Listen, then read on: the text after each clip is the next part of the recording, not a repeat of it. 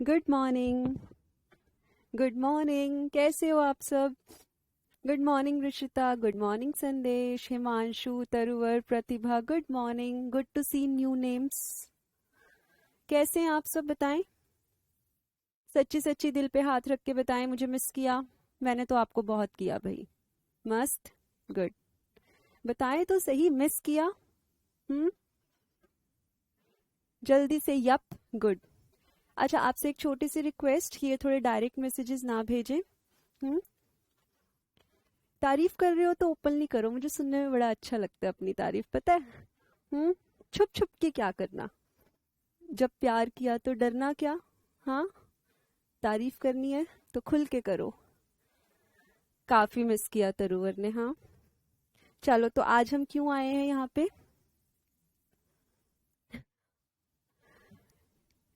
मजे करने। क्या बात है, हम मजे तो करेंगे आपसे मिलने, हाँ मुझसे मिलने। जी, मैं भी आपसे मिलने आई हूँ, बहुत मिस किया आपको। ठीक है। चले, शुरू करते हैं फिर आज का टारगेट। भगवान का नाम लेते हुए ओम नमः शिवाय, क्लास अच्छी अच्छी जाए, है ना, और आप सब पास भी हो जाएं। तो बेसिकली बच्चे, आज हम यहाँ पे क्यों आए हैं? इंस्टीट्यूट ने, आपके आईसीएआई ने मॉक टेस्ट रिलीज किया है, सारे सब्जेक्ट्स के रिलीज हो गए हैं। तो अभी जो लेटेस्ट मॉक टेस्ट रिलीज हुआ है वो हुआ है आपके मार्च 2022 की test series mock test 1 economics की, जो हमें आज यहाँ पे डिस्कस करनी है। हम यहाँ पे आज डिस्कशन इस चीज का क्यों कर रहे हैं? Just to let you people know कि इंस्टीट्यूट किस लेवल के क्वेश्चंस आपसे पूछता है। अगर इन क्वेश्चंस में 100 क्वेश्चंस में if you people are comfortable with almost 70-80 questions, तो आपकी तैयारी बहुत बहुत अच्छी है। मुझे आपसे उम्मीद नहीं है कि आप 100 में से 100 क्वेश्चंस करें। आपको भी नहीं रखनी है। इससे क्या होता है, प्रेशर बन जाता है हमारे ऊपर। नहीं, हमें पूरा अटेम्प्ट करना है, करना है, करना है, करना है। वो प्रेशर में आके कहीं ना कहीं चीजें गड़बड़ हो जाती हैं। पहला टारगेट, हमें पास होना है, बहुत इजीली पास होना है, कंफर्टेबली चीजें करनी है, कहीं पे ज्यादा कंफ्यूज नहीं होना, स्ट्रेस लेवल इंक्रीज नहीं होना चाहिए। खुशी खुशी पढ़ें, खुशी खुशी एग्जाम दे के आए, और देखिएगा आपको आता होगा। इको का पेपर क्लियर करना is not that tough, but क्या हमें चाहिए? बस प्रेजेंस ऑफ माइंड और ऊपर वाले का साथ। इसके बाद you are good to go with your examination. ठीक है। चलिए, एक बार मैं आपको ब्रीफ कर देती हूँ, इको का पेपर कैसे आता है, क्या करना है आपको, कितने मार्क्स का रहेगा, कैसे अटेम्प्ट करना है। ऑल्दो ये चीज हमने पहले भी डिस्कस की हुई है। बिजनेस इको की अगर हम बात करें, बिजनेस इकोनॉमिक्स, ये जो आपका एग्जाम है ऑब्वियसली 100 मार्क्स का है।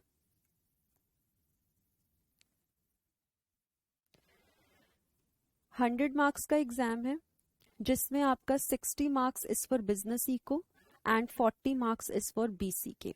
एग्जाम पैटर्न की अगर हम बात करें तो पहला सेक्शन ए या पार्ट ए हम कहें तो बिजनेस इको का रहता है, जिसमें 60 क्वेश्चंस आते हैं। पार्ट बी जो है वो बिजनेस एंड कमर्शियल नॉलेज से आता है, जिसमें 40 क्वेश्चंस होते हैं। ये जनरल सिनेरियो है, 60+40 के हिसाब से आता है, बट हम इसको ये नहीं कह सकते कि हर बार ऐसा ही होगा। हो सकता है पहले 40 क्वेश्चन वो आपसे बीसीके के पूछ ले, फिर बाद में 60 क्वेश्चंस वो आपसे बिजनेस इको के पूछ ले, या ये भी हो सकता है कि सारे 100 के 100 क्वेश्चंस वो जम्बल्ड पूछे, मिक्स करके पूछे, शफल करके पूछे। तो बहुत जरूरी है अपने माइंड को इंस्टेंटली चेंज करना एक टॉपिक से दूसरे टॉपिक पर। और ये चीजें कब आती हैं? जब आप प्रैक्टिस करते हो। क्लासेस टाइमली अगर आपकी कंप्लीट हो गई हैं, वेल एंड गुड। अगर अभी भी नहीं हुई हैं, you still have time in your hand, फटाफट से उसे कंप्लीट करें। एंड देन फिर आप अपने टेस्ट सीरीज के ऊपर, जो आपकी टेस्ट ऐप के ऊपर बहुत सारे टेस्ट डले हुए हैं, उनको अटेम्प्ट करना शुरू कर दें। धीरे धीरे, slowly and gradually you will feel confident, और आपको लगेगा कि yes, you are good to go now and you can easily clear your exam. 100 questions, 1 question carries 1 mark. ठीक है। गलत क्वेश्चन करेंगे तो 0.25 की पेनल्टी आपके ऊपर लग जाएगी। तो बहुत जरूरी क्या है कि हम क्वेश्चन को तभी अटेम्प्ट करें अगर हमें आता है, हम 100% श्योर हैं। अक्कड़ बक्कड़ बम्बे बो नहीं, जय माता दी नहीं, वो अब जो स्ट्रैटेजीज थी वो 12वीं तक के लिए थी, अब नहीं। आंख बंद करके जिसके ऊपर उंगली आई बस उसको हम टिक कर देंगे, ना ना ना, ऐसा आप काम नहीं करना है। अगर आप कॉन्फिडेंट हो तभी आप उसे टिक करें, वरना it is better to leave that question और आप आगे बढ़ जाएं। रिस्क नहीं लेना है क्योंकि नेगेटिव मार्किंग भी है। यहाँ पे क्या होगा, या तो क्वेश्चन बिल्कुल सही या बिल्कुल गलत, बीच में लटकने जैसी कोई बात नहीं रहती है कि स्टेप मार्किंग मिल जाएगी, कुछ लिखेंगे तो मिल जाएगा, सेक्शन नंबर लिखेंगे तो ऐसी तो बातें यहाँ पर है नहीं। या तो सही या गलत, या आर या पार। तो बहुत बहुत बहुत ध्यान से सोच के कॉन्फिडेंटली पेपर अटेम्प्ट करना है। नहीं आता, it is better to leave. कोई जबरदस्ती नहीं है आपके ऊपर कि आपने उसको करके ही आना है। आपको तो 40 नंबर पहले अपने कवर करने हैं, उसके बाद जो आता है ना वो बोनस होता है हमारे लिए। ठीक है, अब मुझे ये बताएं, 0.25 की पेनल्टी रहती है, 2.5 नहीं बच्चे, 0.25, 1/4। ठीक है तमन्ना, 0.25 अगर आप गलत करेंगे तो 1.25 कट जाता है। एक नंबर तो जो आपने गलत करा और 0.25 उसके ऊपर जो पेनल्टी आपके ऊपर लगी, तो 1.25 नंबर कटता है एक गलत क्वेश्चन के पीछे। ठीक है, आज हम क्या करेंगे, ये क्वेश्चन पेपर अटेम्प्ट करने वाले हैं। जहां पे आपको नहीं आता होगा, समझ नहीं आ रहा होगा, I am there to explain you everything. कोई और डाउट हो आपके मन में, कितने दिनों से आप कुछ पढ़ रहे हैं और आपको नहीं समझ में आ रहा, तो आज आप वो मुझसे पूछ लें, नहीं तो व्हाट्सएप कॉल, वो आपके पास हमेशा एक ऑप्शन रहता है। आज हम 100 क्वेश्चंस करने वाले हैं। आप एक काम बस क्या करेंगे, जो भी क्वेश्चन आपका डिस्कशन के टाइम पर गलत होगा या आपको नहीं आता होगा या किसी भी वजह से उस क्वेश्चन पे अटक गए और आप अटेम्प्ट नहीं कर पा रहे, उसको आप स्टार मार्क करेंगे। और जब पूरा पेपर हम डिस्कस कर लेंगे तब आप खुद को इवैल्यूएट करेंगे, सेल्फ इवैल्यूएशन अपना करेंगे कि कितने क्वेश्चंस आपने ठीक किए हैं और कितने क्वेश्चंस आपने गलत किए हैं। अगर उन 100 क्वेश्चंस में से, अगर आप उन 100 क्वेश्चंस में से 70 और 80 के बीच में सही हो तो बहुत अच्छी तैयारी है, घबराने की बात नहीं है। बस थोड़ा सा ब्रशअप करते रहना टाइम टू टाइम अपने कॉन्सेप्ट्स को, and rest all is fine. ठीक है, करना स्टार्ट कर दे। Dhruv, we'll talk about this later on. अभी जो हम यहाँ पे कर रहे हैं, let us talk about that only. ठीक है, अभी स्पेसिफिकली हम इस मॉक टेस्ट को डिस्कस करेंगे, just to know what type of questions are being asked by your institute. और आप देखिएगा बहुत इजी लेवल रहता है, इतना ज्यादा टफ नहीं है। 50 to 60% तो आप बहुत इजीली अटेम्प्ट कर पाओगे। उसके बाद रहता है कि चलो हाँ, अब एक सेकंड राउंड देते हैं, एक फिर से गो थ्रू करते हैं पेपर को, जो क्वेश्चन हम नहीं कर पाए उसको एक बार फिर से ट्राई करते हैं।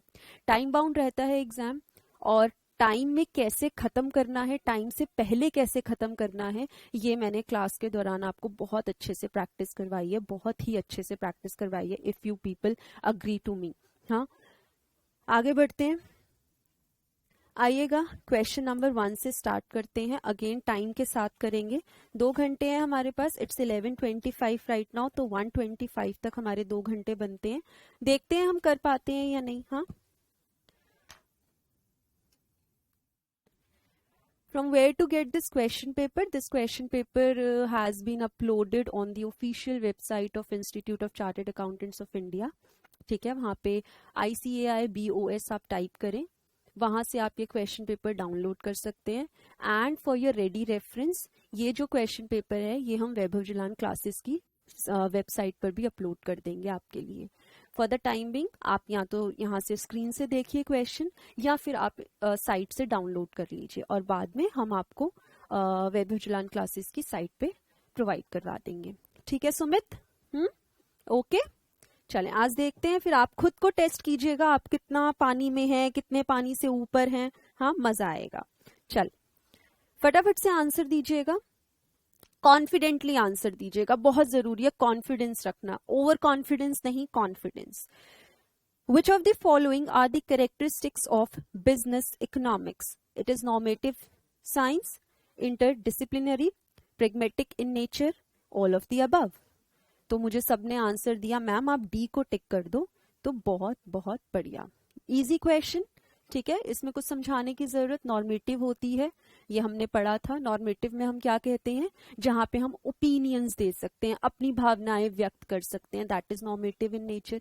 Interdisciplinary in nature. उसके बाद pragmatic is practical in its approach, हम प्रैक्टिकली अप्लाई करते हैं बिजनेस इको के कॉन्सेप्ट्स जो हमने थियोरेटिकली स्टडी किए हैं उसको हम रियल लाइफ सिनेरियो में अप्लाई करने की कोशिश करते हैं। तो all of the above becomes it's answer. ठीक है, which branch of economic theory deals with allocation of resources, जल्दी से बताएं। Very good, micro economics. केवल माइक्रो इकोनॉमिक्स ही ऐसा है जो एलोकेशन ऑफ रिसोर्सेज के साथ डील करता है, rest all lies with the macro economics. ठीक है, under which system freedom of choice is an advantage. Very good, capitalism. Capitalism कौन सा होता है, जहां पे प्राइवेट ओनरशिप ज्यादा रहती है, ज्यादा क्या, 100%, ऑलमोस्ट 100% प्राइवेट ओनरशिप रहती है।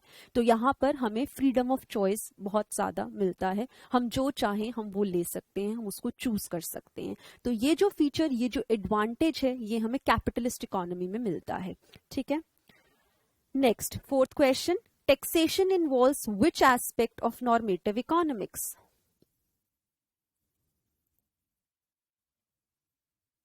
जल्दी से बताएं फोर्थ का आंसर। फोर्थ का answer, taxation involves which aspect of normative economics. Normative economics क्या होता है, पहले तो हमें क्वेश्चन को इंटरप्रेट करना बहुत जरूरी है ना। नॉर्मेटिव इकोनॉमिक्स क्या होता है, जहां पे मेरी राय कुछ और है, आपकी राय कुछ और है, हम ओपिनिएटेड हैं। ठीक है, हमसे हमारे ओपिनियंस जाने जाते हैं, वो है नॉर्मेटिव इकोनॉमिक्स। अब इन चारों में देखा जाए तो तीन ही ऑप्शन है, इन तीनों में ऐसा कौन सा ऑप्शन है जो हमें लगता है जहां पे हम अपने ओपिनियंस दे सकते हैं, अपनी सजेशंस, हमारी सजेशंस जो हैं दे आर वेलकम। तो वो कौन सा ऑप्शन है, this is B option, fairness. Fairness क्या होता है, गोरापन, नहीं नहीं नहीं, वो वाला नहीं। फेयरनेस क्या होता है, फेयर ट्रीटमेंट।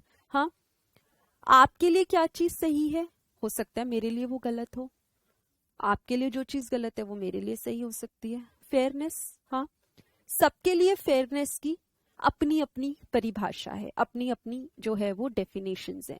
जो मेरे लिए फेयर है वो हो सकता है आपके लिए ना हो, आपको लगता हो ये तो अनफेयर है, ये अनजस्टिस है, ये ठीक नहीं है। ऑन द कॉन्ट्रेरी मुझे लग सकता है कि वो ठीक है।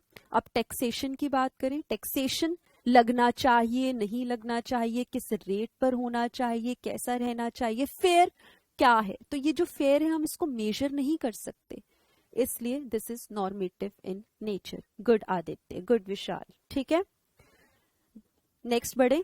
तो अगर जहां पे भी लगे कि हाँ ये क्वेश्चन में डाउट था, हमें गलत हो गया, नहीं अटेम्प्ट किया, प्लीज उसे स्टार मार्क करें, ताकि at the end of the day आप खुद को जज कर पाए कि कितने नंबर आपके आप अटेम्प्ट कर पाए हो। ठीक है, fifth question, Suppose we are drawing a supply curve of a farmer, which of the following will be held constant? इनमें से क्या कांस्टेंट माना जाएगा। हम क्या ड्रॉ कर रहे हैं, हम ड्रॉ कर रहे हैं supply curve. Mark the words, हम ड्रॉ कर रहे हैं सप्लाई कर्व। इनमें से which of the following will be held constant.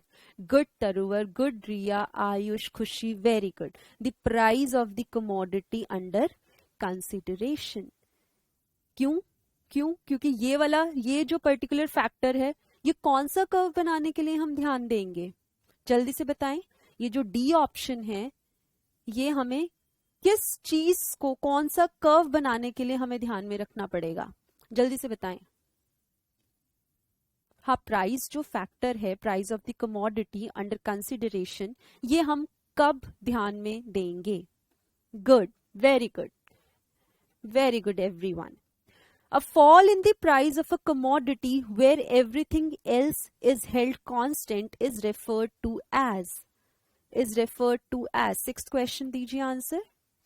A fall in the price when there is a change in the demand for the product because of changes in its price, उस concept को हम क्या कहते हैं।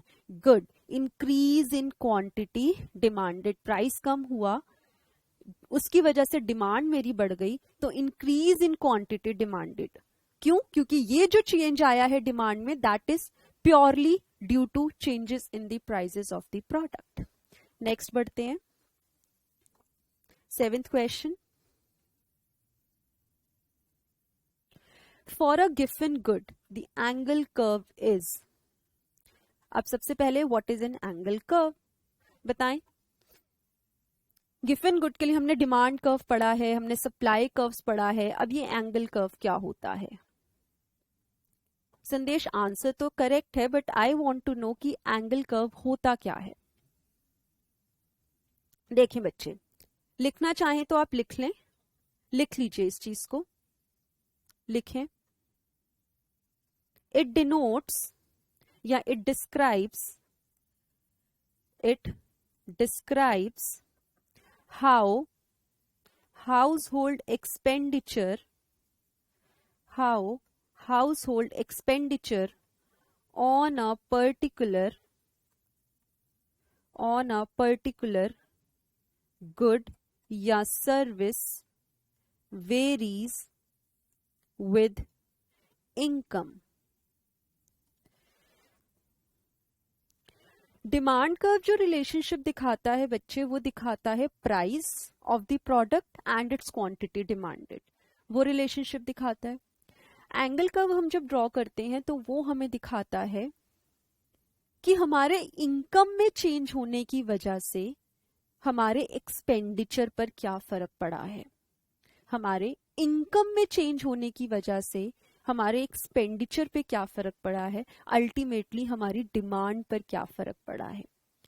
When you try to depict a relationship between the income of the consumer and its corresponding effect on the demand या household expenditure on a particular product or service which is under consideration, तब हम angle curve को बीच में लेकर आते हैं। तो अब मुझे बताएं गिवन गुड के केस में एंगल कर्व कैसा होना चाहिए। Good Aditya, good Ayush, good खुशी, तरुवर, विशाल, वेरी गुड। Negatively sloped. तो बेसिकली एंगल कर्व जो है वो इनकम इफेक्ट शो करेगा आपका, इनकम इफेक्ट शो करेगा। जितनी ज्यादा मेरी इनकम इंक्रीज होती रहेगी, the proportion of income, the percentage of income spent on the purchase of given good will tend to decrease. Hence, negative relationship. The curve is negatively sloped. I hope it's clear. Clear है? तो अब ये question अगर आए exam में तो do attempt it. Demand curve की बात करें तो yes, it is positively sloped in case of given good. और अगर एंगल कर्व की बात करें तो it is negatively sloped. Is it okay? ठीक है, समझ आ गया? आगे बढ़ जाएं। चलें, नेक्स्ट क्वेश्चन बच्चे। अ थ्योरी इज, थ्योरी क्या होता है? Theory whatever you call it as. तो थ्योरी क्या होता है? आप लोग मैथ्स में पढ़ के आते होंगे थ्योरीज, थ्योरम्स पढ़ते थे ना। थ्योरम्स ही थ्योरी होती है एक तरीके से। तो वो जो थ्योरी आप पढ़ते थे या थ्योरम्स आप पढ़ते थे, RHS थ्योरम एक पढ़ते थे, बहुत सारी होती थी, राइट एंगल ट्रायंगल थ्योरम, हाँ, ज्योमेट्री के पार्ट बनते थे वो। तब आप क्या करते थे, या अलजेब्रा के पार्ट में आप क्या करते थे, LHS is equal to RHS, कुछ अजम्पशंस लेते थे और उन अजम्पशंस के बेसिस पे आप प्रूव कर देते थे जो भी फैक्ट अंडर कंसिडरेशन है। तो अब मुझे बताओ, थ्योरी क्या सिर्फ अजम्पशन है? क्या सिर्फ अजम्पशन का नाम थ्योरी है? हाइपोथेसिस क्या होता है? हाइपोथेसिस क्या होता है? कुछ टेस्ट करना, कुछ रिसर्च करना और फिर किसी कंक्लूजन पर आना। ठीक है, थीसिस बनाते हैं हम कॉलेजेस में, अगर हम PhD MPhil कर रहे हैं, हमें थीसिस प्रोजेक्ट वर्क बनाने होते हैं। फिर आता है वैलिडेटेड हाइपोथेसिस। क्या वो वैलिडेटेड होती है? क्या वो ऑथेंटिकेटेड होती है?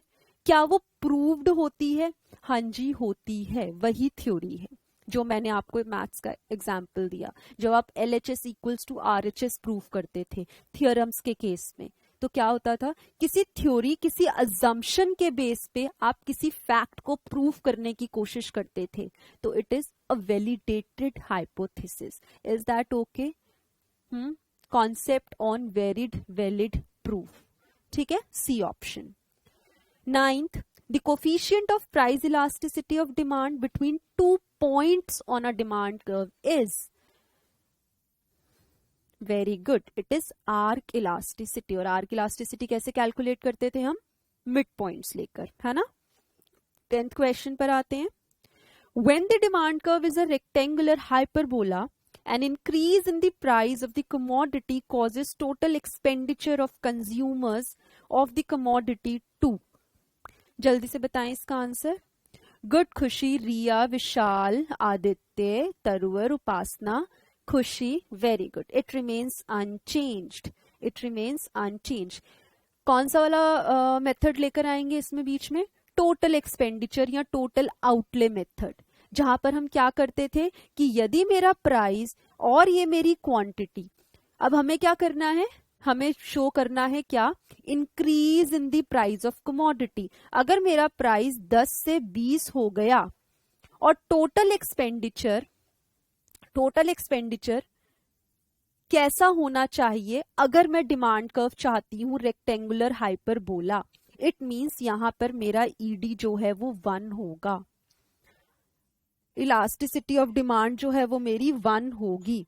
उस केस में टोटल एक्सपेंडिचर जो है इट रिमेन्स सेम, मतलब यहां पे भी 100 होगा, यहां पे भी 100 होगा। उसके हिसाब से मेरी क्वांटिटी ये आ जाएगी। लॉ ऑफ डिमांड भी सेटिस्फाई हो रहा है कि प्राइस अगर मेरा बढ़ रहा है तो क्वांटिटी मेरी कम हो रही है। Total expenditure it remains unchanged और कांस्टेंट, सेम। और ऐसे केस में elasticity of demand is equals to 1, और ऐसे केस में डिमांड कर्व की शेप कैसी रहेगी? Rectangular hyperbola. ठीक है, good. 11th question, a movement along a curve rather than a shift in the curve can be measured by, good Aditya, very good, C option, price elasticity of demand and price elasticity of supply, good everyone. 12th, the most important function of an entrepreneur is to bear the sense of responsibility, finance, innovate, none of these, good Anushka, Taruvar, Siddhi, Riya, innovation. Innovation जो है वो function है, वो function है हमारा, important function है। हमने 3 functions पढ़े थे प्रोडक्शन चैप्टर में एंटरप्रेन्योर के, उनमें से innovation is one of them. How do the TVC curve behave when the law of diminishing return begins to operate?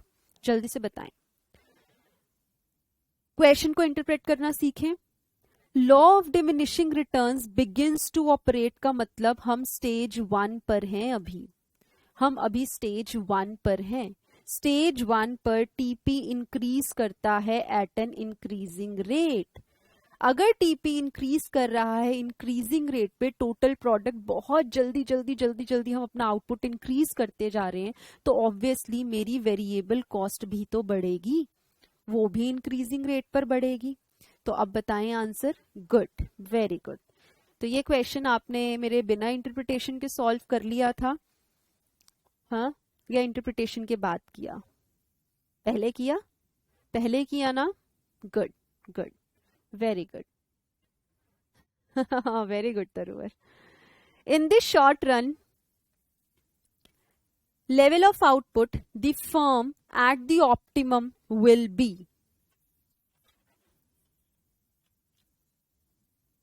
जल्दी से बता दीजिए 14th का आंसर। क्वेश्चन विजिबल है अब? ठीक है। इन the short run level of output the firm at the optimum will be. Short run में हम कब कहते हैं या किसको कहते हैं कि हमारी फर्म जो है वो ऑप्टिमम लेवल पर ऑपरेट कर रही है? गुड आयुष, या तो प्रॉफिट मैक्सिमाइज हो रहे हो या लॉसेस मिनिमाइज हो रहे हो, तभी तो हम कहेंगे that we are moving towards optimum production. कि या कैसे पता चलेगा कि मैं ऑप्टिमली प्रोड्यूस कर रही हूं? I am operating on the optimum point. या तो मेरे प्रॉफिट्स इंक्रीज हो रहे हो या मेरे लॉसेस कम हो रहे हो, उसी वहीं पे हम बोलेंगे कि yes we are operating at a level which is optimum. ठीक है, सी ऑप्शन। चले आए नेक्स्ट क्वेश्चन पे बढ़ते हैं। Question number 15। If both factor prices and quantity moves in the same direction, then it is called as C। सबने कहा ma'am C। If both factor prices, factor कौन से फैक्टर्स की बात हो रही है? फैक्टर इनपुट की, जो हमारे फैक्टर्स ऑफ प्रोडक्शन हमने स्टडी किए थे इन द चैप्टर प्रोडक्शन, उनकी बात यहां पर हम कर रहे हैं। And the quantity moves in the same direction, अगर प्राइस बढ़ता है तो क्वांटिटी पे क्या असर है?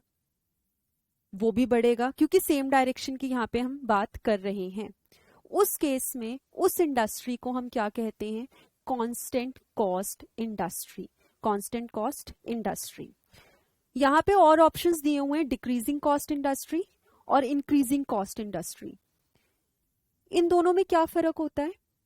डिक्रीजिंग कॉस्ट इंडस्ट्री ऐसी इंडस्ट्री जो यदि अपना आउटपुट एक्सपैंड करे, यदि अपना आउटपुट एक्सपैंड करे, ग्रो करे अपनी प्रोडक्शन फैसिलिटीज को, और उसकी वजह से उसको इकोनॉमीज ऑफ स्केल मिले, जिसकी वजह से जो कॉस्ट है वो उस इंडस्ट्री की कम हो जाए, वो होती है डिक्रीजिंग कॉस्ट इंडस्ट्री। मैंने अपनी प्रोडक्शन फैसिलिटी को इंक्रीज किया, मुझे एक्सटर्नल इकोनॉमीज ऑफ स्केल मिली, जिसकी वजह से मेरी जो कॉस्ट है वो कम हो गई, that is decreasing cost industry.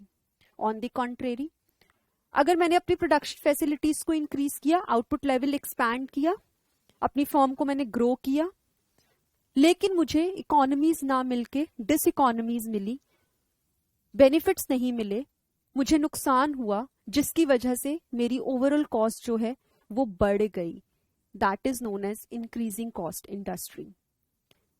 तो इसलिए इस वाले जो ऑप्शन, इस क्वेश्चन में जो रेलिवेंट ऑप्शन बनता है, that is option C, constant cost industry. Is that okay? ठीक है, नेक्स्ट क्वेश्चन, आगे बढ़े। ठीक है ना, क्लियर है? आंसर ऑल दो सबने ठीक दिए थे। आगे बढ़ते हैं।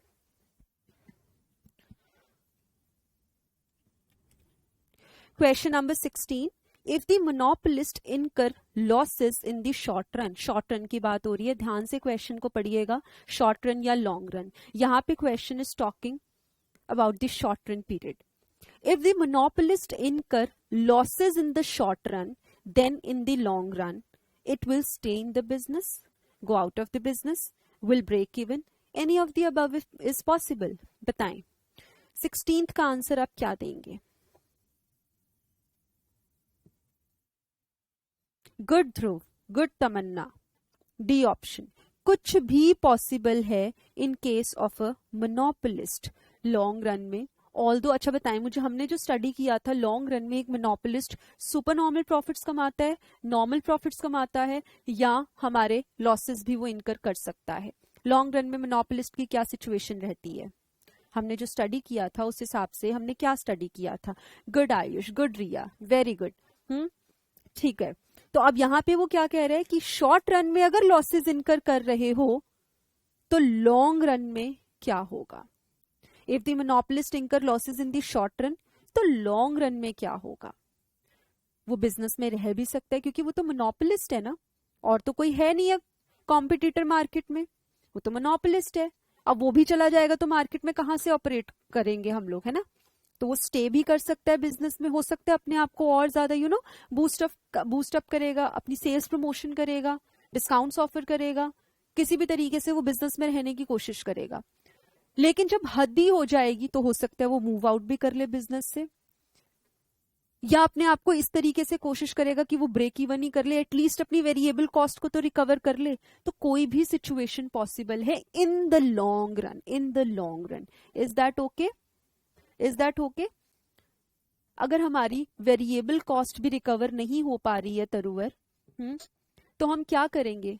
हमने ये स्टडी किया था कि जब तक आप अपनी वेरिएबल कॉस्ट भी रिकवर नहीं कर पाओगे तो बिजनेस में रहने का कोई फायदा नहीं है, शट डाउन कर दो बिजनेस को। जब वेरिएबल कॉस्ट ही रिकवर नहीं कर पा रहे हो तो फिक्स्ड कॉस्ट भी तो है, अभी रेंट भी तो देना है बिल्डिंग का, वो कहां से निकालोगे? तो it is better to shut down your business and go out of the industry. ठीक है Taruvar? Okay good. Next, a cartel which is market sharing will reach the monopoly situation. बताएं। Always when the product is homogeneous, always when the product is differentiated, sometimes या फिर none of these। जल्दी से बताओ, question को interpret करने की कोशिश करो। कार्टेल क्या होता है? ग्रुप ऑफ फर्म्स, हमने यही स्टडी किया था। जब कुछ फर्म्स आपस में एकजुट हो जाती हैं, they come together and decide to continue the business, वो कार्टेल होता है।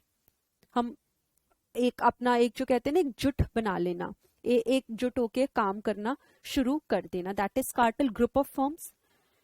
Is market sharing will reach the monopoly situation, क्या ये हमेशा पॉसिबल है? बताओ, क्या ये हमेशा पॉसिबल है? ये तो छोड़ो, प्रोडक्ट होमोजीनियस है या डिफरेंशिएटेड है, ये तो बात की बात है। सबसे पहले तो ऑलवेज वाली सिचुएशन चेक करो, क्या ये हमेशा पॉसिबल है कि कुछ ग्रुप ऑफ फर्म्स आपस में एक दूसरे के साथ मिल जाएं और मोनोपोली सिचुएशन क्रिएट कर लें? क्या ये हमेशा पॉसिबल है? हमेशा तो नहीं है, हमेशा तो नहीं है। फॉर एग्जाम्पल, मेरे इंडस्ट्री में 5 फर्म्स ऑपरेट कर रही हैं, 5 फर्म्स ऑपरेट कर रही हैं। ये 4 फर्म्स जो हैं, 4 फर्म्स ने कहा कि ठीक है हम अपना कार्टेल फॉर्म कर लेते हैं, तो क्या ये मोनोपोली बन गई? नहीं बनी। क्यों नहीं बनी? अभी भी मार्केट में 2 प्लेयर्स हो गए ना। एक तो वो जो 4 फर्म्स ने कार्टेल बनाया, अब वो एक सिंगल प्लेयर बन गया। एक जो उनके झांसे में नहीं आया, जो अभी भी इंडिविजुअली ऑपरेट कर रहा है। तो जरूरी तो नहीं है मोनोपोली बने, नहीं बनी। इस केस में 2 प्लेयर्स हो गए, ड्यूपोली हो गई। पर अगर 5 कह दे कि हाँ हम तो एक साथ मिलके काम करेंगे, हाँ तब शायद मोनोपोली बन गई। तो ऑलवेज तो नहीं, समटाइम्स। अब वो डिपेंड करेगा कितने मार्केट में ऑपरेटर्स हैं, कितने लोग ऑपरेट कर रहे हैं और कितने कार्टेल फॉर्म करने के लिए अग्री हो गए हैं। तब हमें पता चलेगा कि मोनोपोली बन सकती है या नहीं बन सकती है। बताएं, क्लियर है? C option, sometimes. Very good. आगे बढ़ते हैं। ये कुछ क्वेश्चंस ऐसे होते हैं जो हाँ मतलब कहते हैं ना क्रीम लेवल क्वेश्चंस होते हैं, जो थोड़े से डिफिकल्ट लेवल क्वेश्चंस होते हैं, उनमें से ये एक क्वेश्चन है। Substitution effect will be stronger when. बताएं, ये क्वेश्चन हमने क्लास में किया है, मैंने अच्छे से एक्सप्लेन किया है। सब्स्टिट्यूशन इफेक्ट स्ट्रॉन्गर कब होगा? Good तरुवर, Vishal, Dhruv, Khushi, good. Goods are close substitutes, there is lower cost of switching to the substitute goods. एक से दूसरे के ऊपर जाना है तो ज्यादा मशक्कत करने की जरूरत नहीं है, ज्यादा एक्स्ट्रा कॉस्ट इनकर करने की जरूरत नहीं है, हम इजिली जंप कर सकते हैं। There is lower inconvenience while switching to the substitute good. अगर मुझे बहुत ज्यादा मेहनत करनी पड़ रही है, बहुत ज्यादा पैसे खर्च करने पड़ रहे हैं, हाँ, तो उस केस में सब्स्टिट्यूशन इफेक्ट तो स्ट्रॉन्गर नहीं हुआ ना। उस केस में तो हम क्यों करेंगे सब्स्टिट्यूट, जब हमें सब्स्टिट्यूशन कॉस्ट ही बहुत ज्यादा इनकर करनी पड़ रही है, तो हम नहीं करेंगे। तो ऑल ऑफ दीज इसका ऑप्शन बनता है। Increasing returns to scale applies to, increasing returns to scale applies to a, good, long run में। Isoquants are also known as, good Vishal, Aditya, all of the above. Equal product curves भी बोलते हैं, production indifference curves, iso product curves, इन सबका ये अलग अलग नाम है। 21 पर आए। Who describes production function as the relationship between the maximum amount of output can be produced and the input required to make that output. किन्होंने कही थी ये बात? सैमुअल्सन ने। वेरी गुड, सैमुअल्सन ने ये बात कही थी। गुड। तो आपने देखा कि जो इंस्टीट्यूट है वो हमसे इकोनॉमिस्ट के नाम भी पूछ सकता है। आगे बढ़ते हैं। The concept of marginal cost is closely related with, good Upasana, good, variable cost. आगे बढ़ते हैं।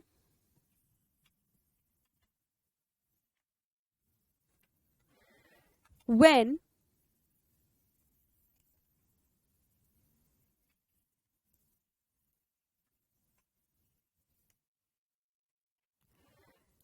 when the average product of labor is maximized, okay, AP maximum है, तो MP कैसा होगा? तो MP कैसा होगा? MP will be equal to AP। ठीक है, आगे बढ़िएगा। Time element in the market was conceived by 24 का आंसर गुड, किन्होंने बताया था? अल्फ्रेड मार्शल ने। Cross elasticity of demand for the monopolist product और एनी अदर प्रोडक्ट इज, जल्दी से बताएं। Cross elasticity of demand for the monopolist product और एनी अदर प्रोडक्ट इज, क्या जीरो होगी? क्या जीरो होगी?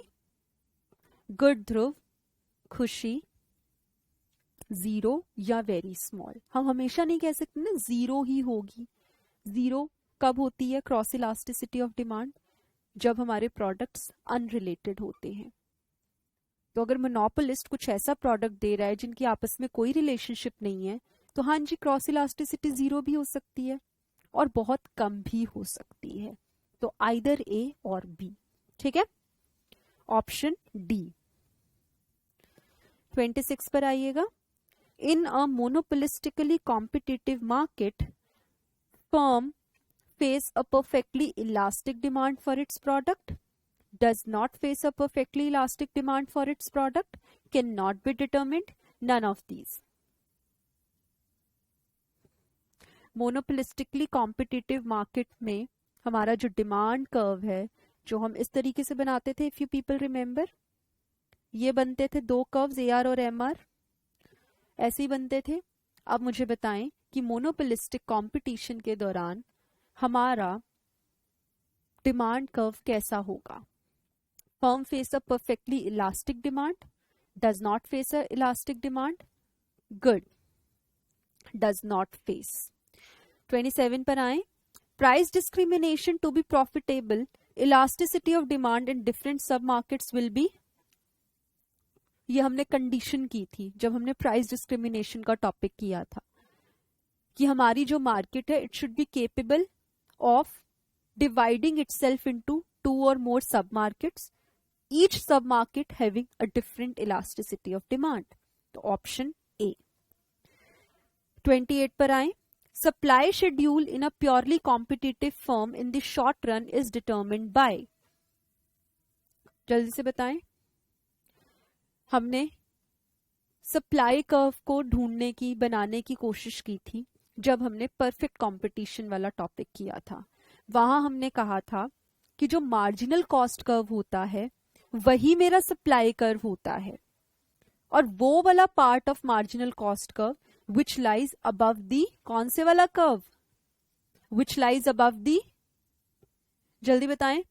Which part of marginal cost curve represents supply curve of a perfectly competitive market? जल्दी से बुक के पन्ने पलटें, दिमाग को खंगालें, सोचें, ढूंढें, कौन सा पार्ट?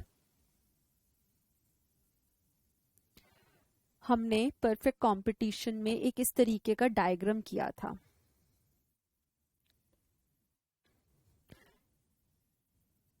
याद है?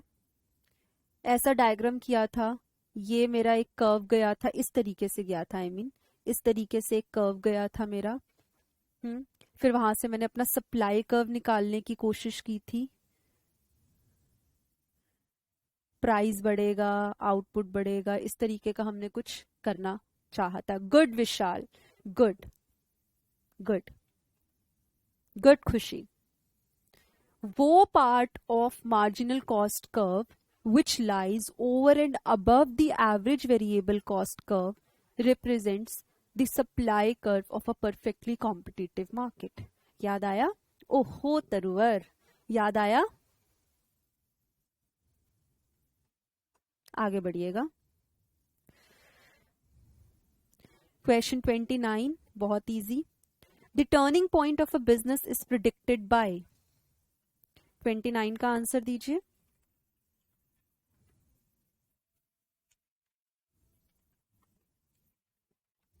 Good Khushi, Upasana, Riya, Ayush, all of the above. आगे बढ़िए। Fluctuation in economic activities are due to, fluctuations in economic activities are due to fluctuations in aggregate demand. Very good, आगे बढ़ते हैं। Between two perfect substitutes, the elasticity of substitution is. जब दो perfect substitutes होते हैं हमारे, तब elasticity of substitution क्या होता है? आप इसको इलास्टिसिटी ऑफ डिमांड समझ सकते हो। जो जो हम सब्स्टिट्यूट करते हैं उसका उसका जो इलास्टिसिटी है वो कैसी रहेगी in case of two perfect substitute goods? Infinity, infinity. Good. उसके बाद variable that changes after the real output changes are, जो बाद में बताते हैं। जब कोई कांड हो गया है बाद में हमें बताते हैं हाँ ये काम हो गया है, तो वो कौन से इंडिकेटर्स होते हैं? Lagging indicators. Very good. Next पढ़ें question, question number 33।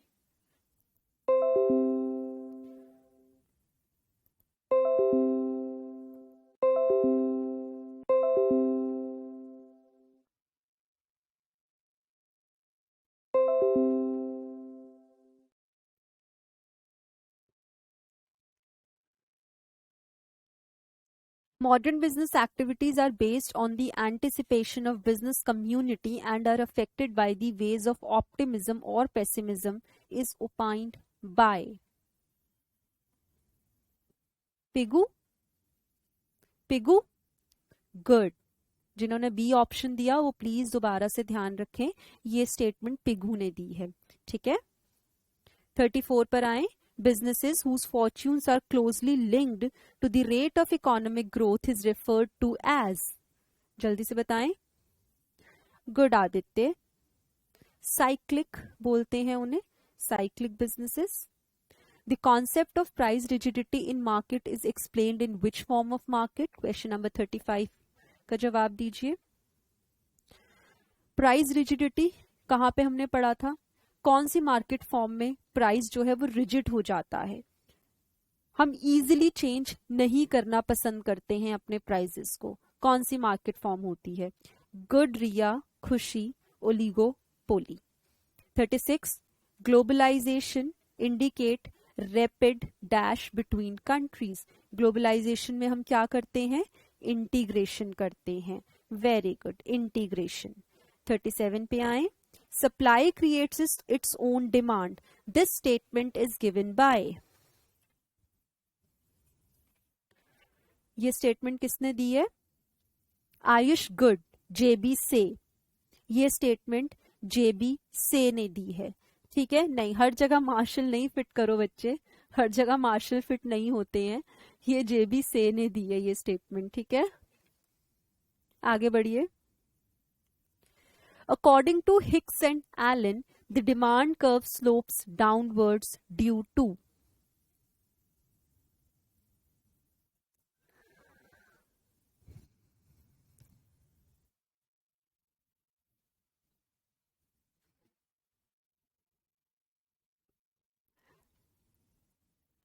Good Vishal, good Anushka, खुशी।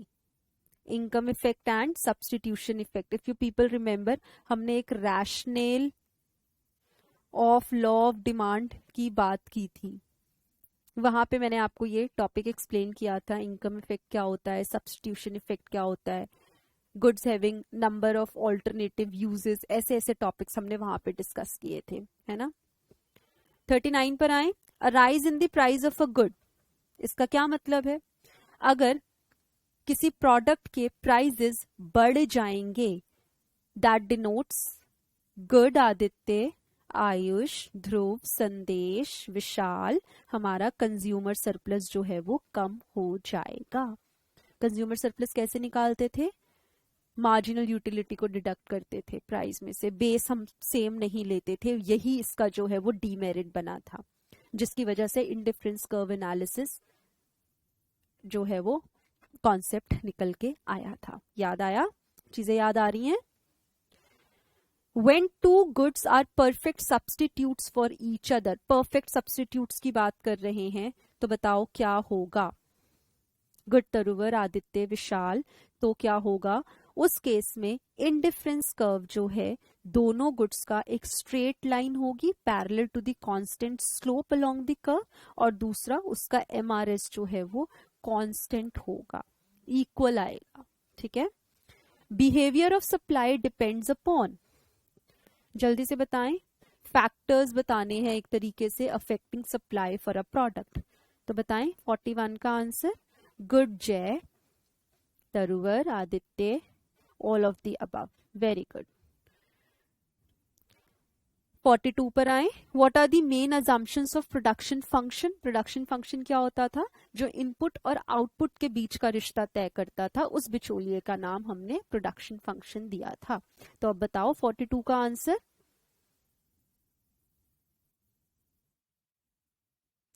लास्ट आंसर कौन सा बच्चे?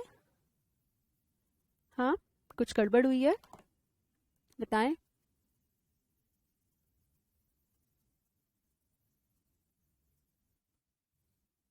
क्यों बच्चे 41 का किस लिए? एक बार फिर से पढ़े क्वेश्चन। ध्रुव क्वेश्चन फिर से पढ़े बच्चे।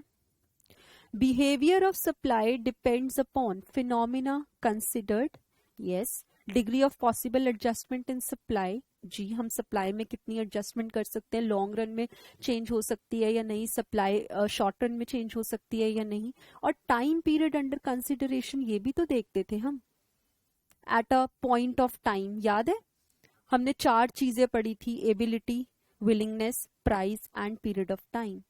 तो period of time is one of those factors ना, ठीक है। 42 पर आ जाएं। 42 पर आए। What are the main assumptions of production function?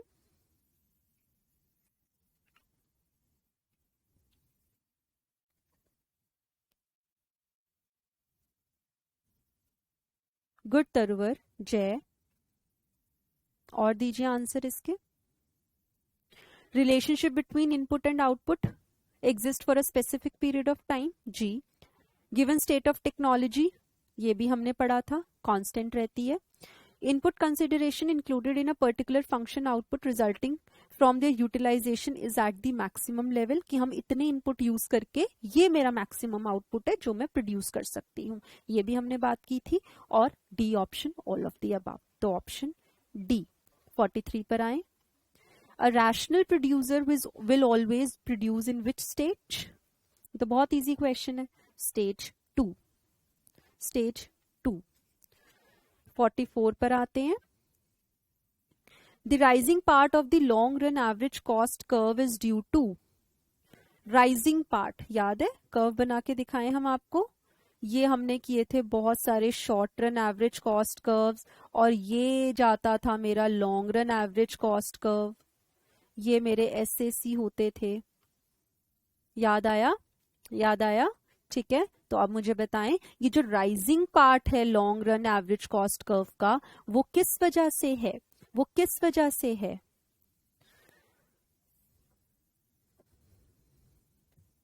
Question दोबारा पढ़ो।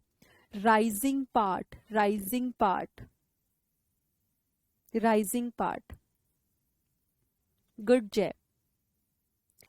मैंने यहाँ पे एक डिस्टिंक्शन करवाया था, एक जगह इकोनॉमीज ऑफ स्केल करवाई थी, एक जगह डिस इकोनॉमीज ऑफ स्केल करवाई थी। जैसे जैसे आप राइटवर्ड मूव करोगे, इसका मतलब आपकी production facility, plant curve increase होता जा रहा है, कैपेसिटी उसकी इंक्रीज होती जा रही है, जिस हिसाब से आउटपुट बढ़ रहा है। इसका मतलब स्पेशलाइजेशन की तरफ आप बढ़ रहे हो, प्रोडक्शन इंक्रीज हो रही है, और हम अब इतने स्पेशलाइज्ड हो गए हैं कि हमें पता है कितने आउटपुट लेवल के लिए कौन सा प्लांट कर्व इस्तेमाल करना है, जिसकी वजह से long run average cost curve जो है वो राइज करता है, अपवर्ड मूव करना शुरू कर देता है, जी, ठीक है। Option C. 45, the vertical difference between TVC and TC is TFC, very good. The price elasticity for demand for monopolist product is, जल्दी से दीजिए 46 का answer. Very good, it is less than 1। What are the determinants of price elasticity of demand? जल्दी से बताएं 47 का answer. Good Aditya, good Ayush, Dhruv. Time period, tight demand, price range, ये सभी जो हैं हमारे प्राइस इलास्टिसिटी ऑफ डिमांड को डिटर्मिन करते हैं। 48 पर आए। Contraction of demand is the result of, contraction of demand किसकी वजह से होती है? Because of changes in the price. तो अगर डिमांड कॉन्ट्रैक्ट हो रही है, कम हो रही है, तो मतलब प्राइस बड़ा होगा, तभी तो कम हो रही है। 49 पर आए, full capacity is utilized in which market form. Full capacity is utilized मतलब नो आइडल कैपेसिटी। तो ये कहां पे होता है? परफेक्ट कंपटीशन में। Very good.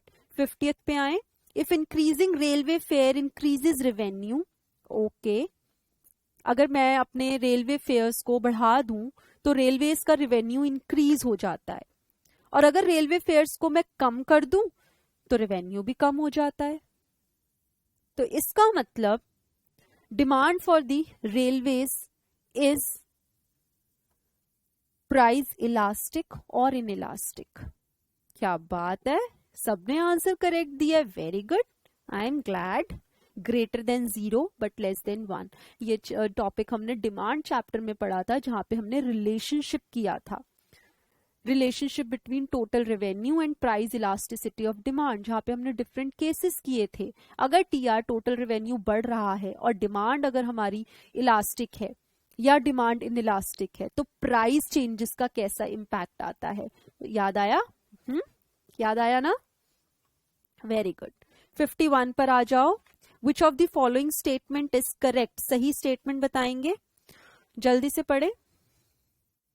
In a to good economy, जहां पे दो ही गुड्स हैं, production possibility frontiers reflect the maximum amount of one good that can be produced when a given amount of other good is produced.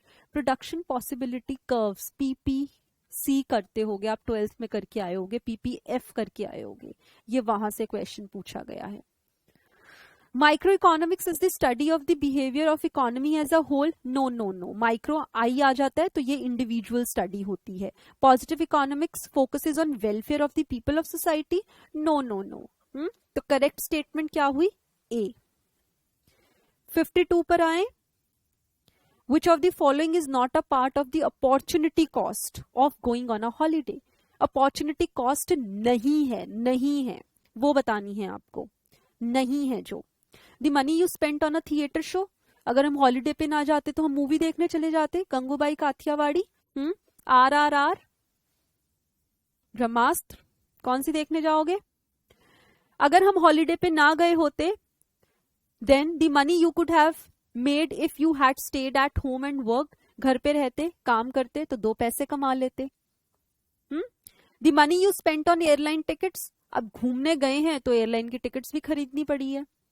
Last, the money you spent on food. तो इनमें से opportunity cost कौन सी नहीं है in relation to cost of going on a holiday? नहीं बच्चे, इसका ऑप्शन डी है। डी का ऑप्शन क्यों है? क्योंकि फूड क्या है? फूड मेरी नेसेसिटी है। ये अपॉर्चुनिटी कॉस्ट कैसे बन सकती है? ये तो मुझे चाहिए ही चाहिए, ये तो मुझे चाहिए ही चाहिए। यहाँ पे वो ये नहीं कह रहा है कि मेरे पास राइस को छोड़ के मैंने बाजरा कंज्यूम कर लिया, मैंने ब्रेड को छोड़ के मैंने रोटी कंज्यूम कर ली, मैंने शाही पनीर को छोड़ के मैंने दाल मखनी कंज्यूम कर ली। नहीं, यहाँ पे ऑल टुगेदर 2 डिफरेंट चीजें हैं। ये है cost of going on a holiday और ये है फूड। फूड तो खाना ही खाना है। ये चीजें हैं कि अगर मैं हॉलीडे पे पैसे ना खर्च करती तो या तो मैं थिएटर शो देख के आ सकती थी, कॉमेडी शो देख के आ सकती थी, मूवी देख के आ सकती थी, घर रहती, 2 पैसे कमाती, काम करती, 2 वक्त की रोटी मिलती। The money you spent on airline tickets, तो ये जो चीजें हैं ये अपॉर्चुनिटी कॉस्ट बनेंगी, ना कि food. Is that okay? Is that okay? बढ़ जाए आगे। 53 पर आए, net domestic expenditure is consumption expenditure plus.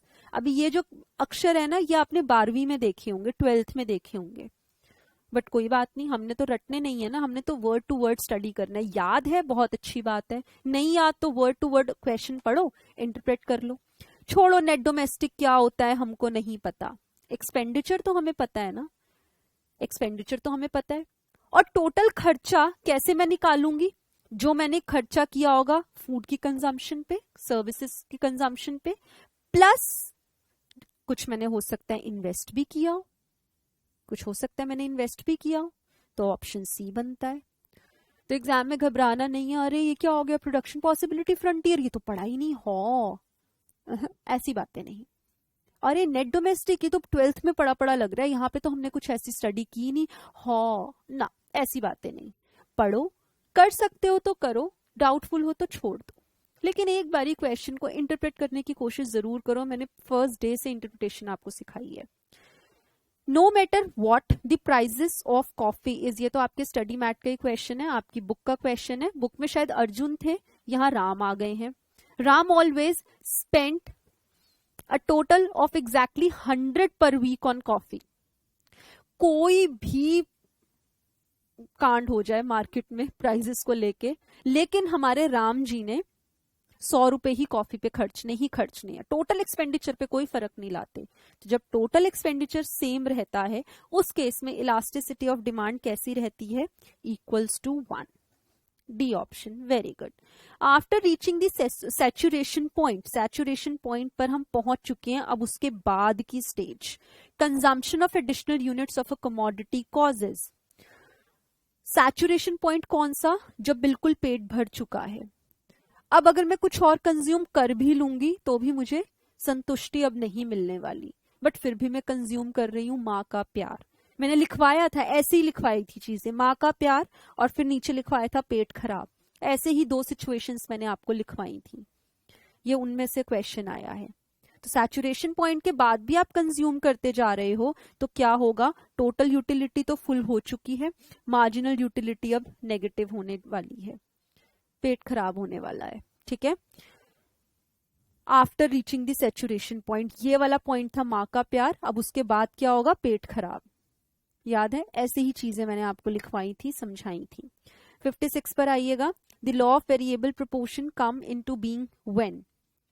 56 का answer good, B, very good. There is a fixed and a variable factor, good. Demand for electricity is elastic because, electricity की demand क्यों है elastic? Because it has alternative uses. और किसी भी product या service के अगर बहुत ज्यादा यूजेस होंगे तो उसकी जो डिमांड होती है वो इलास्टिक रहती है।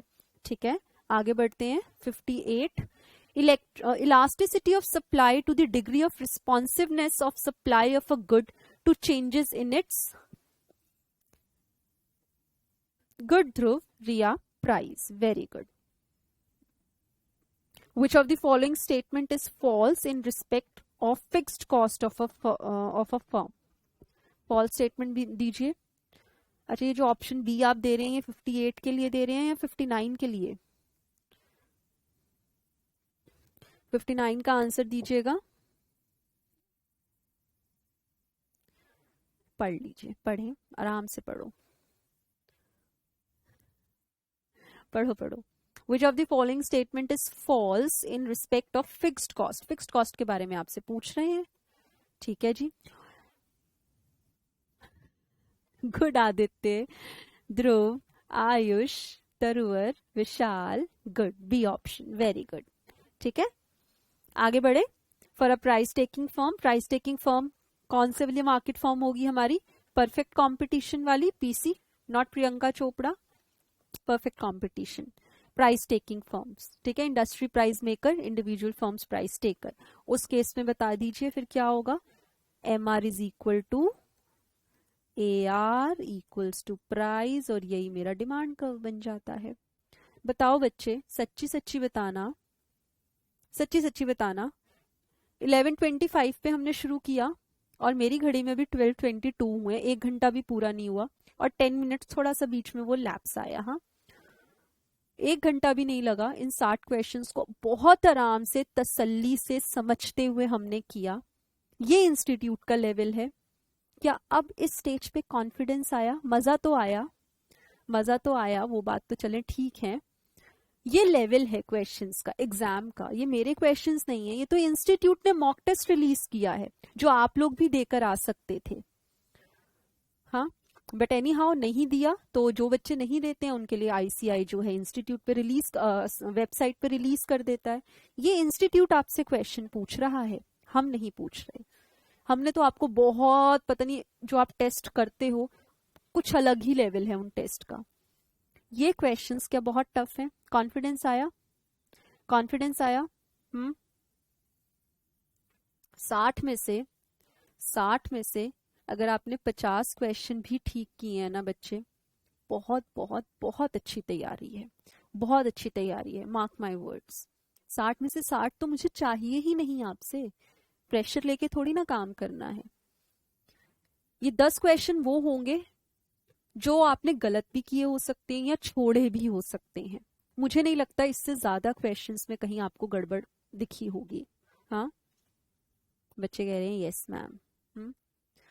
तो अगर आपने ये अब आप स्टार मार्क करके रखिएगा, क्योंकि इंस्टीट्यूट के क्वेश्चंस हैं तो कुछ नहीं कह सकते, हो सकता है पूछ ले फिर से आपसे फाइनल एग्जाम में। तो जब आप फाइनल स्टडी करोगे एग्जाम के लिए, तो ये जो आपने अपने लिए स्टार मार्क किए होंगे ना, इनको आप एक बार फिर से देख सकते हैं। बाकी क्वेश्चंस तो आपके ठीक ही हैं। अब आते हैं इजीएस्ट पार्ट पे, आपके बीसीके पे। ठीक है, आ जाएं। Question number 1, which of among the following is an attribute of economic activity? जल्दी से बताएं। They are driven by altruism. इसका क्या मतलब होता है, लिखना चाहें तो लिख लें। सेल्फलेस,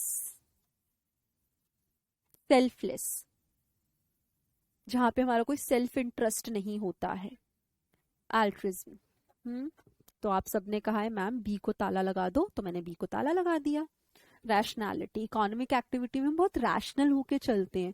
भाई हमें जिंदगी जीनी है, we have to earn a livelihood, तो हमें रैशनल अप्रोच रखनी पड़ती है। Xmart stocks goods from various sellers in its huge store and charges money to advertise, sell specific products. What can Xmart be termed as? ये क्या कर रहे हैं ये काम? गुड तरुवर, विशाल, आदित्य, गुड। ये इंटरमीडियरी हैं, बिचौलिए का काम कर रहे हैं। ठीक है। 63, which limited company has businesses in hotels, FMCG, that is fast moving consumer goods, and information technology? हर जगह इन्होंने अपने हाथ पैर फैला रखे हैं। वो कौन है? Good, ITC Limited. For a business, inflation is an indicator of policy shall be most detrimental if. छोड़ो detrimental क्या होता है, क्या पूछ रहे हैं, हमें नहीं समझ में आ रहा। हमें ये याद आ रहा है कि हमने कुछ इंडिकेटर्स पढ़े थे जिसमें इंटरेस्ट था, जीडीपी था, ये सारी बातें हमने कुछ की थी। इन्फ्लेशन किया था, वहां पे इन्फ्लेशन कैसा हमने पढ़ा था, कैसा होना चाहिए? इन्फ्लेशन जो है वो लो होना चाहिए। इन्फ्लेशन इन्फ्लेशन इन्फ्लेशन आया याद? Good, it should be extremely low. बहुत ज्यादा इन्फ्लेशन होना चाहिए, महंगाई बढ़ती रहे बढ़ती रहे बढ़ती रहे बढ़ती रहे, ऐसा चाहते हो? ऐसा तो नहीं ना, इन्फ्लेशन तो कम होना चाहिए। हाँ। MRTP act 1969 was replaced by, इसमें भी वही कीजिएगा, स्टार मार्क करना और फिर देखना 40 में से कितने सही कितने गलत। MRTP act 1969 was replaced by, very good, competition act. Responsiveness in demand which changes to its price is called, good, price elasticity of demand. Perpetual succession benefit is enjoyed by,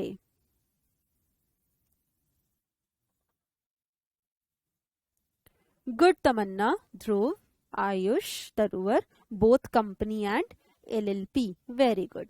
68 पर आते हैं। Environment scanning only helps to get a sense of market landscape. Basis this statement, select the correct option. Correct option बताइएगा। Environment scanning only helps to get a sense of market landscape. क्या हम इतना काम जो R&D कर रहे हैं, environment को स्कैन कर रहे हैं, सिर्फ ये जानने के लिए कि मार्केट का लैंडस्केप कैसा है, मार्केट में फंक्शनिंग कैसी हो रही है, बाकी जो इंडस्ट्री में ऑपरेट करने वाली फर्म्स हैं उनके क्या हाल चाल है, सिर्फ ये जानने के लिए? नहीं, ये तो ओवरऑल स्ट्रैटेजिक डिसीजन मेकिंग में मदद करती है। तो दिस स्टेटमेंट इज फॉल्स। ये कह रहे हैं ओनली हेल्प्स टू गेट, ना ना ना।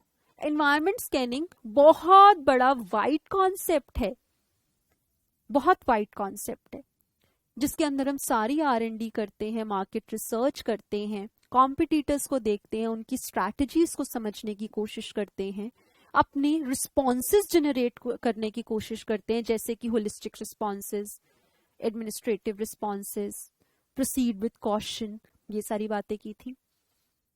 तो इसका मतलब environment scanning is not just limited to market, studying the market landscape.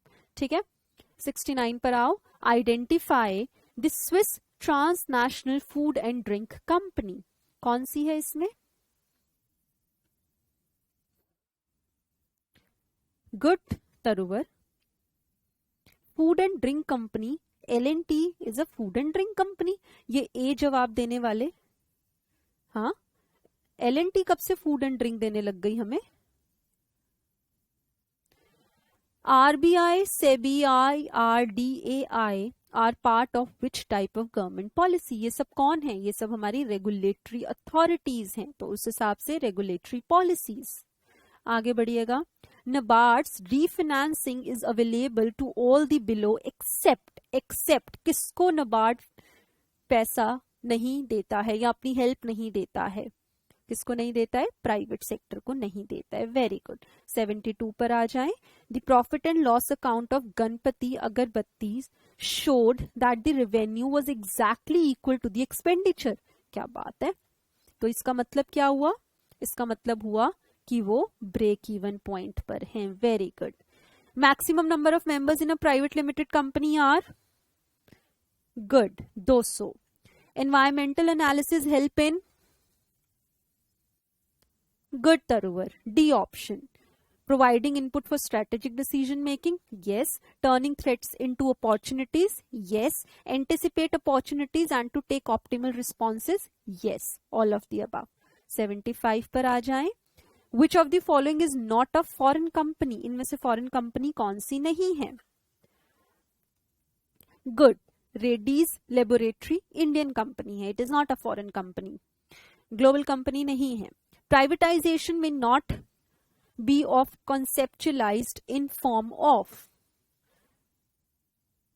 Good. Dedication जैसा हमने कुछ नहीं पढ़ा था. हमने divestment पढ़ा था, disinvestment पढ़ा था, displacement पढ़ा था और चौथा बताओ कौन सा पढ़ा था?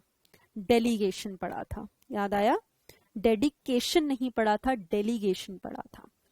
77 पर आए. Which one of the following is not a SEBI function as one body? Quasi fiscal. Very good. ADR stands for American Depository Receipt. Very good. 79. Which of the following is not true? False statement दीजिएगा about LLP. 79 का answer good. जय. B option. Incorporation is not mandatory. LLP का incorporation is mandatory. ठीक है. 80th पर आए. Which of the following is not a part of internal environment? Internal environment का part कौन नहीं बनते हैं? Good, तरुवर. Customers जो है वो हमारे internal organization का part नहीं है. Internal environment का part. Ministry of Petroleum and Natural Gas owns which of the following? 81 दीजिए. Ministry of Petroleum and Natural Gas owns which of the following? It is GAIL Limited. Good, Deepak. Good, Vishal. Good, Aditya. आगे बढ़े. Foreign brands were welcomed in India and were also allowed to use their foreign brand name. Which of the following does not use foreign brand name? Relate to.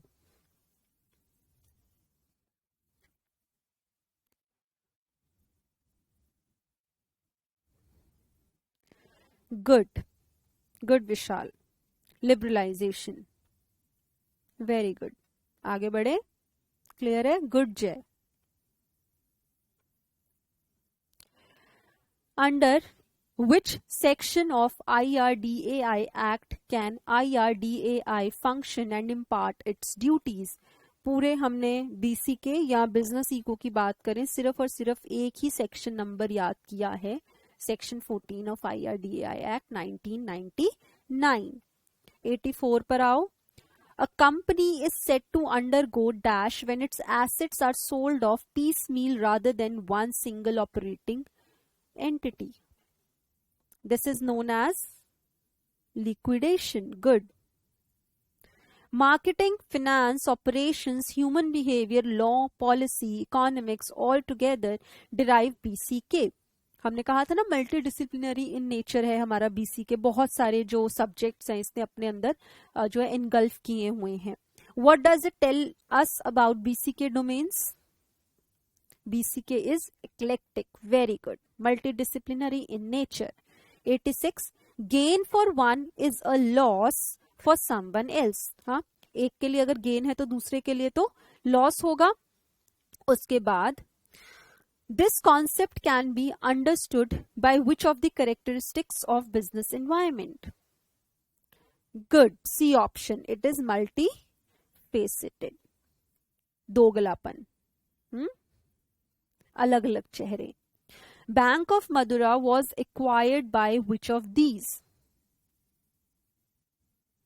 Bank of Madura was acquired by which of these?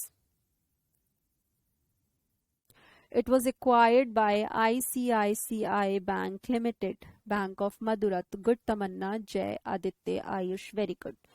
Policy context has a core motive behind it, which is policy context. Policies क्यों बनाते हैं, क्या मकसद है? तो इसका जवाब दें 88 का. 88 का answer good Aditya, very good. Holistic development, overall development, जिसके अंदर सब कुछ आ जाता है. इकोनॉमिक डेवलपमेंट, जीडीपी ग्रोथ, आपका लिटरेसी भी आ जाए, सोशल वेलफेयर भी आ जाए, कॉर्पोरेट सोशल रिस्पॉन्सिबिलिटी भी आ जाए, सब कुछ होलिस्टिक अप्रोच. 89 पर आए. Which of the following is not a function of RBI? RBI का फंक्शन इनमें से कौन सा नहीं है? प्रमोशन ऑफ बैंकिंग, ये तो है. Collection of foreign institutional data, collection का काम तो आरबीआई शायद नहीं करता. हमने ऐसा कुछ स्टडी तो नहीं किया ना. हाँ, नहीं किया. गुड, तो ऑप्शन बी. उसके बाद आए 90th पे. Highest price the buyer is willing to pay is called.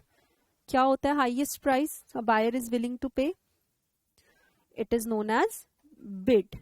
91 पर stake holders includes all of the below except. इनमें से स्टेक होल्डर का पार्ट कौन नहीं बनते? कॉम्पिटिटर्स. ये तो हमारे राइवलरी फर्म्स होती हैं जिनको हम compete करने की कोशिश करते हैं. 92, the corporate pressure to increase and improve diversity in the country's workforce is an area of study for the consumer businesses affecting which element of the environment? Good Ayush, Aditya, very good. Demographic, जहाँ पे population की बात हो जाए, लोगों की बात हो जाए, वो डेमोग्राफिक एनवायरनमेंट का पार्ट बनता है. 93, specified areas where government supports businesses to enhance development and increase employment are known as. Good Jay. SEZ, special economic zones. 94, goods and services tax, that is GST, is a form of. Good Aditya. Policy reforms. International trade policy नहीं है, inclusive नहीं, public welfare भी नहीं. Welfare क्या कर रही है, उल्टा हमसे पैसे लेके जा रहे हैं. हाँ, तो policy reforms. Which of the following does SEBI not cater to?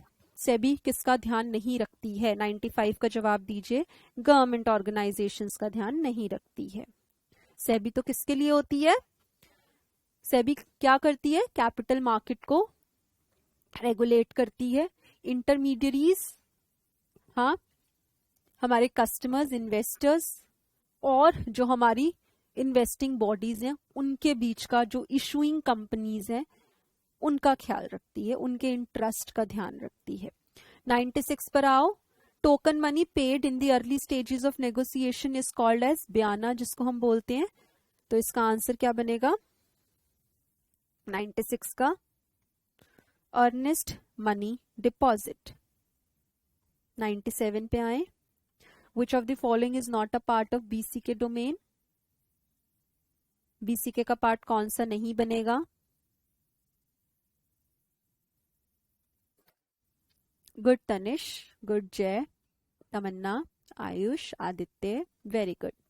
Y2Z हमने आज तक कुछ भी ऐसा स्टडी नहीं किया है। B2B is business to business, B2C business to customers, consumers, customers basically, और 24/7 ये भी जो है हमारा बिजनेस, क्या कह सकते हो इसको, क्या कहोगे 24/7 को?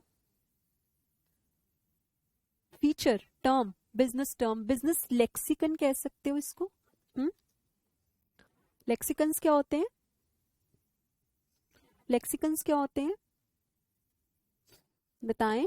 फीचर होते हैं? नहीं, टर्म्स, शॉर्ट टर्म सिनोनिम्स जो हम बिजनेस वर्ल्ड में यूज करते हैं वो होते हैं लेक्सिकन्स, ठीक है। Bears are the stock market players that have dash expectations. Bears क्या होते हैं? बहुत ज्यादा ऑप्टिमिस्टिक होते हैं, पॉजिटिव सोच रखते हैं कि हमारी शेयर मार्केट बढ़ेगी बढ़ेगी बढ़ेगी बढ़ेगी, बस बढ़ती ही रहेगी। तो बताओ 98 का आंसर इस हिसाब से बताएं। क्या मैंने जो बोला वो सही बोला? कि बियर्स वो होते हैं जो ये सोचते हैं कि मार्केट बढ़ती रहेगी बढ़ती रहेगी बढ़ती रहेगी बढ़ती रहेगी। क्या मैंने सही बोला, हाँ या ना? नहीं बोला। ये जो मैंने बोला ये किसकी, कौन होते हैं जो सोचते हैं कि पॉजिटिव थिंकर्स होते हैं, जो ऑप्टिमिस्टिक सोच रखते हैं, उनको हम बुल्स बोलते हैं, मार्केट के बुल्स। लेकिन जो बियर्स होते हैं वो हमेशा ये कहते हैं, बहुत नेगेटिव थिंकर्स होते हैं ये, पेसिमिस्टिक इन नेचर। मार्केट कम हो रही है कम हो रही है कम हो रही है, घटती जा रही है। तो ऑप्शन क्या बनेगा हमारा? ऑप्शन डी 98 क्वेश्चन का पेसिमिस्टिक। उसके बाद आए 99 पर, विच of the following is not a form of privatisation. Privatisation का फॉर्म कौन सा नहीं है? Good, departmentalisation. हमने ऐसा प्राइवेटाइजेशन में कुछ नहीं पढ़ा। प्राइवेटाइजेशन के 4 टाइप्स थे, डिसइन्वेस्टमेंट, डीवेस्टमेंट, डेलीगेशन और जल्दी से बताओ, अभी हमने ऊपर पढ़े थे डिसइन्वेस्टमेंट, डीवेस्टमेंट, डेलीगेशन और लास्ट बताओ एक, डिस्प्लेसमेंट। ओके, आगे जवाब आ गए। Good Aditya, good Ayush. Last question, in the first 4 decades post independence, for fueling of industrial development, special purpose financial institutions were created. These institutions were called as, good, Anushka, Taruvar, Jay, Riya, इनको हम development banks के नाम से जानते हैं। बताएं बच्चे, 40 questions में से were you people able to attempt at least 35 questions correctly? क्या 40 में से 35 क्वेश्चन कर पाए हो? Yes, good. तरुवर कह रहे हैं मैम 2 ही गलत है, 38 किए हैं। Good, PAT on your shoulders, शाबाश। कैसा लग रहा है? कॉन्फिडेंस आया? अभी ये तो ना टेस्ट मैंने बनाया, ना आपने किसी बुक का किया, ना आपने खुद क्वेश्चंस मेरे पास लेकर आए। ये तो हमने फाइनली जिनके एग्जाम्स में बैठना है उन्होंने ही रिलीज किए हैं। कॉन्फिडेंस आया होगा, अपनी तैयारी आपको पता चली होगी। अगर इस 100 नंबर के पेपर में आप 70 क्वेश्चन करेक्टली अटेम्प्ट कर पाए हो, 80 अच्छे से कर पाए हो, बहुत अच्छी बात है। उसके ओवर एंड अबव तो भाई भगवान का प्रसाद है, समझ के रख लो, बोनस है हमारे लिए। ये लेवल है इंस्टीट्यूट का, जहां से क्वेश्चंस आते हैं, जिस लेवल के, जिस तरीके के क्वेश्चंस आते हैं। And you people yourselves know कि इससे ज्यादा ही की तैयारी आपने की है, इससे कम की नहीं की है। ये आप अपने टेस्ट देख के, अभी तक आप लोग देते आ रहे हो टेस्ट, इस चीज का अंदाजा आपको लग गया होगा कि आपकी जो तैयारी है वो इन क्वेश्चन से भी ऊपर की है। आपने तो बहुत टफ क्वेश्चंस किए हैं। गुड ध्रुव। तरवर कह रहे हैं मैम ऐसा लग रहा है कल ही ले लो पेपर, इतनी बढ़िया तैयारी हो गई है। नहीं, और तैयारी करो और अच्छे से करो। वो जो 2 क्वेश्चंस गलत है ना तरवर, उसको भी कोशिश करो सही करने की, ठीक है? क्योंकि आप लोग कर सकते हो तो उस चीज को मेंटेन रखें, प्रेशर में नहीं आना है, बहुत अच्छे से, बहुत प्यार से, बहुत कॉन्फिडेंटली क्वेश्चंस करने हैं। सामने वाला क्या कर रहा है, 1 घंटे में पेपर करके निकल गया, ये तो ज्यादा टाइम ले रहा है। हम बहुत स्ट्रेस ले लेते हैं इस बात का एग्जामिनेशन हॉल में। अगर कोई बहुत देर तक लगा हुआ है ना, हमें लगता है यार पता नहीं इसको इतना पेपर आता है, लिखे जा रहा है लिखे जा रहा है लिखे जा रहा है। और कोई बहुत जल्दी कर लेता है ना, तो हमें लगता है इसको आता ही नहीं होगा कुछ। ऐसी ऐसी सोच आती है हमारे दिमाग में। हमें इन चीजों पे ध्यान नहीं देना है। You have to look to yourselves. आपको कितना आता है, आप क्या कर सकते हो। दूसरों की जिम्मेदारी हमारी नहीं है, हमें खुद को देखना है। हमारी जिंदगी में क्या हो रहा है हमें वो देखना है। हाँ, सामने वाला क्या कर रहा है वो देखना हमारा काम नहीं है। कॉन्फिडेंट रहो, अच्छी तैयारी करो। कोई डाउट हो, कुछ पूछना हो, कोई प्रॉब्लम हो, any time you can WhatsApp me, you can call मी, जवाब आता है, आगे भी आएगा। हमारे पास टाइम का जो टारगेट था वो था 125 का। वो था 125 का। और अभी हमारे पास 1244 हुए हैं, जिसके अंदर मैंने अच्छे से डिस्कस भी किया है, समझाया भी है, 2-4 मिनट हमने ब्रेक भी लिया। तो देखा जाए तो we are able to complete our paper within the limited time frame, within the given time frame. और अब जो टाइम बचता है ना बच्चे, उन क्वेश्चंस के ऊपर आना है जो शायद आप हो सकता है स्किप करते आ रहे होगे कि बाद में देखेंगे।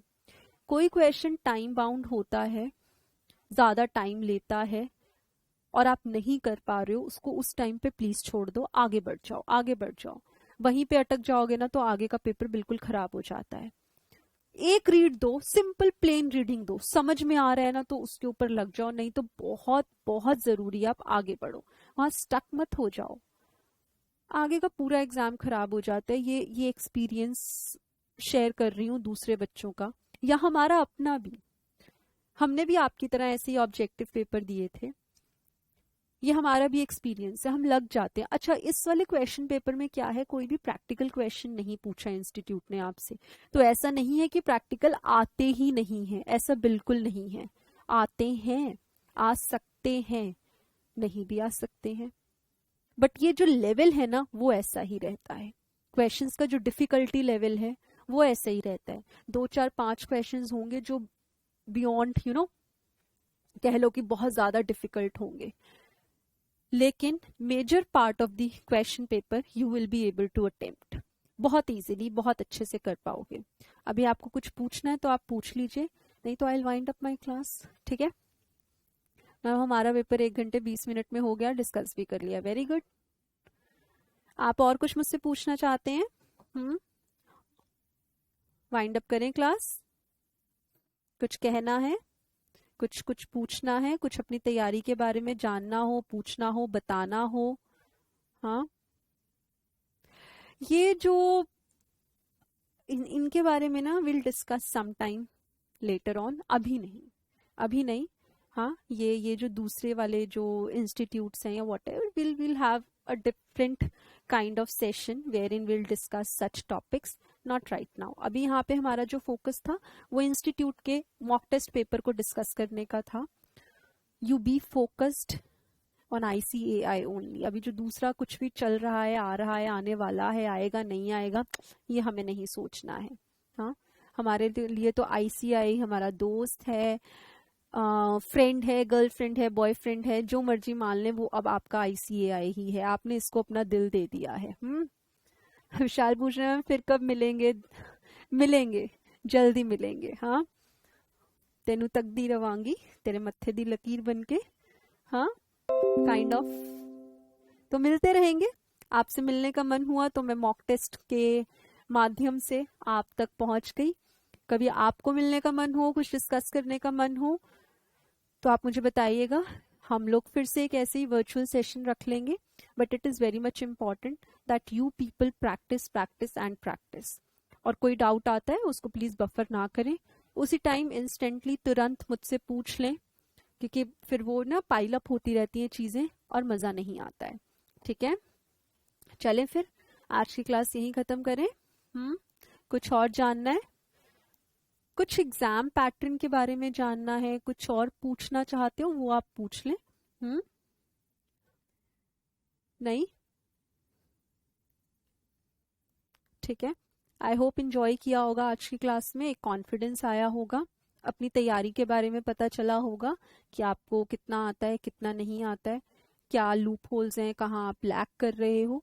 उन चैप्टर्स पर, उन टॉपिक्स पे फिर से ध्यान देना जिन टॉपिक्स के क्वेश्चन आप अटेम्प्ट नहीं कर पाए हो।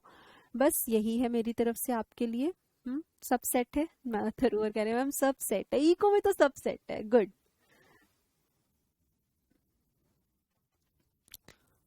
जी ध्रुव, आज एक आध दिन में जरूर हो जाएगा वो काम भी।